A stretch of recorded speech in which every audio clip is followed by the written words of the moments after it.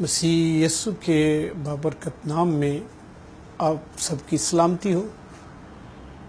میں امید کرتا ہوں کہ آپ سب میرے تمام پیغامات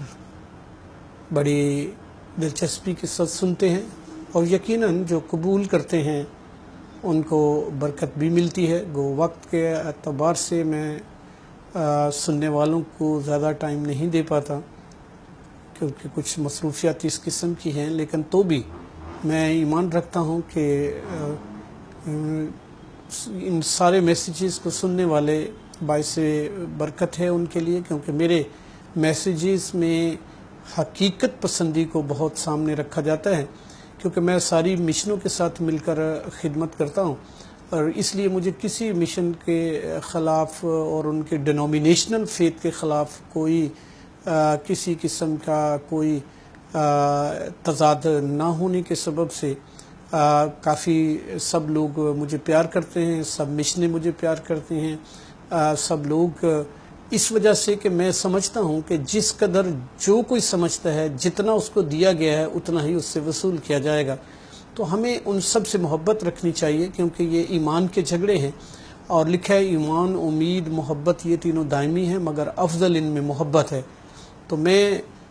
محبت کا مسافر ہوں اور کوشش کرتا ہوں کہ میری کسی بات سے کوئی آدمی ہرٹ نہ ہو، اور اگر کہیں آپ ہرٹ ہوں تو آپ ضرور مجھے معاف کیجیے گا۔ ممکن ہے کہ میں نے جو بات کی ہے وہ آپ کی سمجھ میں نہ آئی ہو، کیونکہ یہ بھی ایک دستور ہے کہ ایک چھوٹا بچہ جو خاندان میں رہتا ہے، اگر کوئی بات اس کی سمجھ میں نہیں آتی تو بھی اسے محبت سے اس گھر میں رہنے کی جو ہے وہ باقاعدہ ضرورت ہے، تاکہ وہ جب بڑا ہو اور پھر وہ ان ساری چیزوں کو خود سمجھے۔ تو یقیناً میں یہ امید کرتا ہوں کہ آپ خدا کے کلام کی بھوک اور پیاس رکھتے ہیں اور میرے ایمان کے مطابق آپ مبارک ہیں۔ اور وہ لوگ جو راست بازی کے بھوکے اور پیاسے ہیں، تو راست بازی کا آغاز سننے سے ہوتا ہے۔ جب ہم سنتے ہیں پھر ہم اس پر غور کرتے ہیں، جب ہم غور کرتے ہیں اسے قبول کرتے ہیں، پھر ہم اس پر ایمان لاتے ہیں، بھروسہ ہوتا ہے، پھر توکل کرتے ہیں اور پیروی کرتے ہیں اور پھر عمل کی طرف بڑھتے ہیں۔ تو اس کے لیے ایک لمبا سفر طے کرنا پڑتا ہے۔ سو خداوند آپ کو برکت دے۔ آئیے ہم آج کے ٹاپک کی طرف آتے ہیں۔ ہمارا آج کا ٹاپک ہے کانسٹیٹیوشن، یعنی آئین۔ میں کوشش کروں گا کہ اس ٹاپک کے اندر جو ہمارا لیسن 1 ہے وہ فادر ڈے ہے، کیونکہ آج فادر ڈے ہے، اس لیے میں لیسن 1 کی طرف آنے سے پہلے میں 10 منٹ کے لیے کانسٹیٹیوشن کی اہمیت پر روشنی ڈالوں گا کہ کانسٹیٹیوشن کی اہمیت کیا ہے، اس ٹاپک کی اہمیت کیا ہے۔ میں نے جس طرح سے پڑھا اور زبور 119 میں بہت ساری چیزوں میں فرق بتایا گیا ہے، آئین کا، شہادتوں کا، احکام کا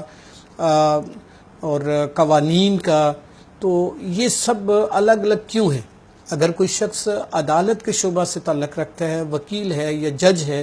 تو وہ ان کو آسانی سے سمجھ سکتا ہے، کیونکہ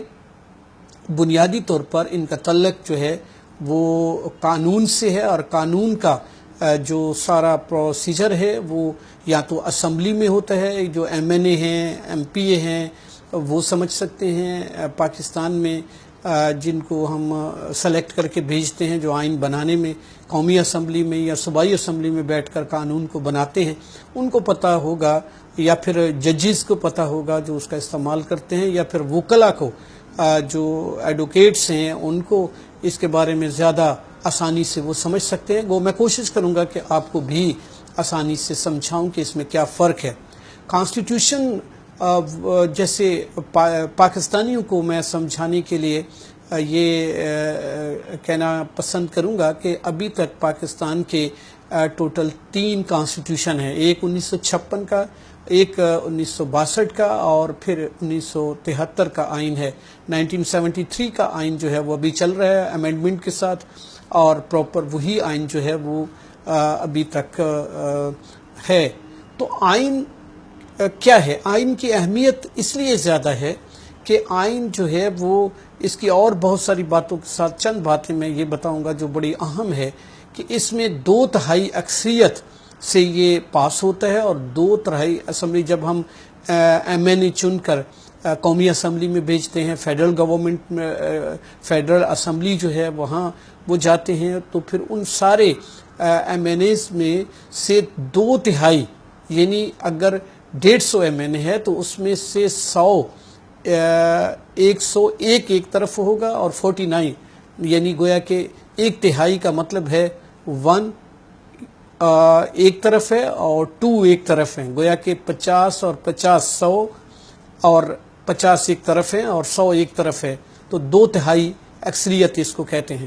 تو یعنی یہ معمولی اکثریت کے ساتھ نہیں ہو سکتا کہ اگر 10 لوگ ہیں تو 5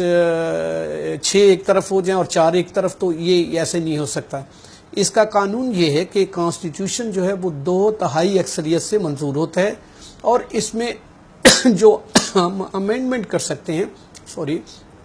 اس میں ہم جو امینڈمنٹ کر سکتے ہیں وہ بھی 2/3 اکثریت سے ہو سکتی ہے عام قانون میں، اور اس میں یہی ایک بنیادی فرق ہے۔ اور بھی بہت سارے ہیں، لیکن میں اس پر اس لیے زیادہ زور دے رہا ہوں کہ اسے آسانی سے نہ بنایا جا سکتا ہے اور نہ اسے آسانی سے توڑا جا سکتا ہے، نہ اس میں آسانی سے امینڈمنٹ ہو سکتی ہے، ترمیم ہو سکتی ہے۔ اس لیے اس کی اہمیت دوسرے قوانین آپ کے اور بہت سارے جیسے ایکٹ ہے، آرڈیننس ہے، تو ان میں ڈیفرنٹ ہے، تو ایکٹ اور آرڈیننس میں ڈیفرنٹ ہے، اور میں اس کی جو ہے وسعت میں نہیں جانا چاہوں گا کیونکہ ہمارا سارا وقت جو ہے، میں کوشش کر رہا ہوں کہ آپ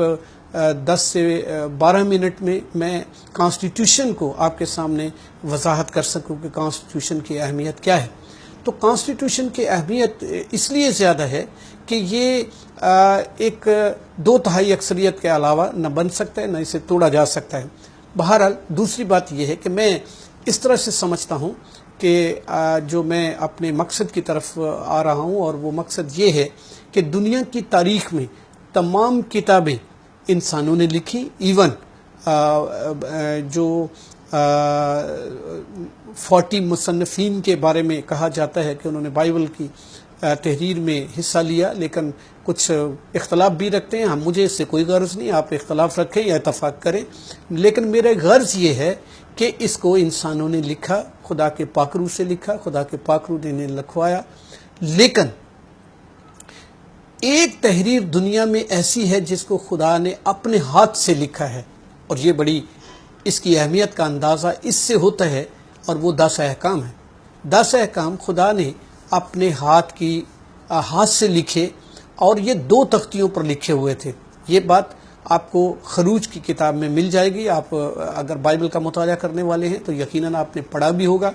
تو ان سارے احکام کو اور ان شہادتوں کا بھی ذکر کیا گیا ہے، اس کانسٹیٹیوشن کو شہادتیں، احکام اور دیگر کئی نام بھی دیے گئے ہیں، 10 احکام بھی کہا جاتا ہے آسان الفاظ میں۔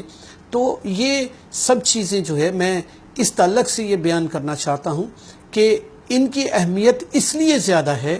کہ یہ خدا نے اپنے ہاتھ سے لکھے ہیں۔ اب سوال یہاں پیدا ہوتا ہے کیا خدا کا ہاتھ ہے؟ یہ ایک الگ مسئلہ ہے، ہم اس میں نہیں جائیں گے کیونکہ یہ الوہیت اور بشریت کا مسئلہ ہے، لیکن میں چونکہ آپ بھی اور میں بھی اور سب ایمان رکھتے ہیں کہ خدا روح ہے، اور پھر کیا اس کا ہاتھ ہے؟ لیکن جب لکھا گیا ہے توریت میں، اور توریت کو دنیا کے تمام مذاہب اس کی تصدیق کرتے ہیں اور اس کی تقدیس اور تصدیق کرتے ہیں، اور یہ ماننا ہوگا کہ وہاں یہ لکھا ہے کہ خدا نے اسے اپنے ہاتھ سے لکھا اور 2 تختیوں پر لکھا۔ 2 تختیوں پر لکھنے کا مقصد یہ تھا کہ پہلی تختی جو ہے اس کا تعلق خدا اور انسان کے درمیان ہے، حقوق خدا سے تعلق ہے، انسان کو کیا کرنا چاہیے کہ وہ خدا کو خوش کر سکے، اور دوسری تختی پر انسان سے تعلق ہے کہ وہ اپنی معاشرتی زندگی کیسے بسر کر سکتا ہے۔ ان کو اخلاقی شریعت بھی کہتے ہیں، معاشرتی شریعت بھی کہتے ہیں، مختلف اس کے نام ہیں، لیکن جو دینی شریعت ہے یا وہ پہلی تختی پر جو احکام ہیں، جیسے تو غیر معبودوں کو نہیں ماننا، تو ایک خدا کو ماننا، اور کوئی صورت اور مورت نہیں بنانا، پھر یہ بھی ہے خدا کا نام بے فائدہ نہیں لینا، سبت کا دن، تو ان سب چیزوں کا تعلق جو ہے وہ کس سے ہے؟ انسان کا خدا سے تعلق ہے. اور یہ کافی مشکل ہے. جب میں اس کو مطالعہ کر رہا تھا تو میں کسی زمانے میں یہ سمجھتا تھا کہ یہ سنڈے اسکول کے بچوں کا کام ہے. میں جب سنڈے اسکول میں تھا تو مجھے یاد ہے کہ میں یہ پڑھا کرتا تھا, یاد کیا کرتا تھا. لیکن جب بڑا ہوا, ریسرچ کرنے کی پوزیشن میں آیا, ریڈنگ کے بعد مطالعہ, اور مطالعے کے اسٹڈی کے بعد پھر میں نے ریسرچ جب کی تو مجھے اندازہ ہوا کہ یہ 10 احکام پورے کرتے کرتے انسان کی زندگی گزر سکتی ہے, لیکن یہ 10 احکام پورے کرنے میں اسے ایڑی چوٹی کا زور لگانا پڑے گا. اور یہ وہ بات ہے جس لیے لکھا ہے اپنے سارے دل, اپنی ساری جان اور اپنی ساری عقل سے خداوند کو پیار کر, اس کے اپنی طاقت سے بھی. اور اس کی وجہ یہ ہے کہ سارے دل کا مطلب سارا دل ہے, اور سارے دل کا مطلب میں نہیں سمجھتا, میں نے جیسے سمجھتا ہوں کہ دنیا میں کوئی ایسا شخص ہے جس نے سارا دل خدا کو دے رکھا ہے اور اس کے دل میں خدا کے علاوہ کچھ بھی نہیں ہے. یہ ایسا میں نے ابھی تک اپنے سمیت یہ نہیں دیکھا. اور یہ سچ ہے کیونکہ میں نے بھی بڑی کوشش کی ہے. میں نے اپنے سمیت اس لیے لفظ استعمال کیا کہ میں کوئی انوکھا نہیں ہوں, پر میں نے بڑی جدوجہد کی ہے کہ کسی طرح سارے دل سے خدا کو پیار کروں. لیکن میں آج تلک اس سارے معاملہ میں یقیناً میں کہوں قاصر ہوں. ناکام تو ٹھیک لفظ نہیں ہے, میں کہوں گا کہ میں قاصر ہوں. اس لیے مجھے خدا کے سامنے جانا پڑتا ہے کہ اے خدا تو اپنا رحم اور فضل سے مجھے بخش دینا. یہ سارے دل سے پیار کرنے والا یسوع المسیح مصلوب ہو کر اس کی مرضی کو پورا کر کے دنیا سے چلے گئے. اب یہاں وہ دنیا میں ہیں. اب میں جس چیز کے لیے تقاضا کر رہا ہوں وہ یہ ہے کہ ان احکام میں سے جو معاشرتی حکم ہیں اس میں پہلا حکم یہ ہے, میں پڑھنا چاہوں گا افسیوں کا خط, اس کے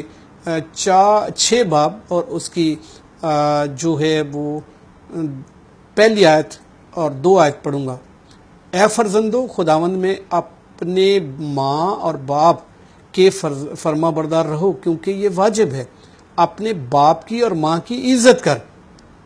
یہ پہلا حکم ہے جس کے ساتھ وعدہ بھی ہے, تاکہ تیرا بھلا ہو اور تیری عمر زمین پر دراز ہو. اب ہم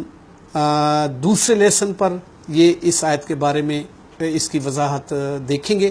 اس کے لیے دوسرا لیسن جو ہے وہ ہی ہے فادر ڈے نا. خداوند اس کلام کے وسیلہ سے آپ کو برکت دے اور ایسا کرنے کی توفیق عطا کرے. آمین.